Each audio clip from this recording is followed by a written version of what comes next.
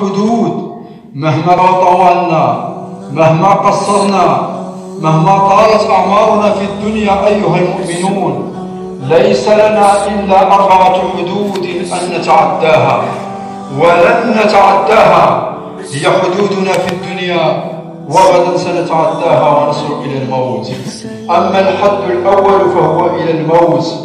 الموت أيها الأحباب الذي لم يترك صاحبا ولا حبيبا، الذي لا يفرق بين صغير ولا كبير، الذي أخرج الملوك من القصور إلى القبور، الذي لم يترك صاحبا ولا حبيبا، الموت الذي لا يفرق بين ذكر ولا أنثى، الموت الذي أخرج الناس من غيهم ومعاصيهم وذنوبهم وطاعتهم وأسكنهم القبور بالاستئذان، الموت الذي إذا ما حل ضيفا حل عليك إما أن يكون ضيفا خفيفا وإما أن يحل عليك ضيفا ثقيلا والعياذ بالله. الموت الذي جاء إلى أعظم البشر رسول الله صلى الله عليه وسلم، الذي اشتكت به سكرات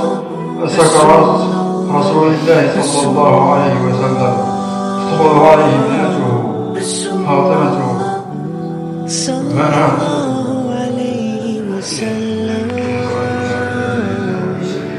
أشهد أن لا إله إلا الله أشهد أن لا إله إلا الله أشهد أن لا إله إلا الله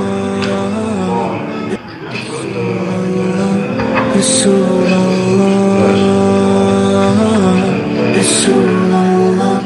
رسول الله رسول الله رسول الله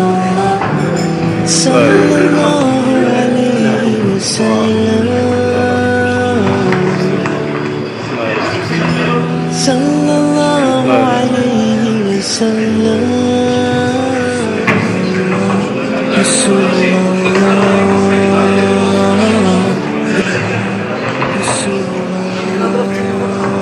واه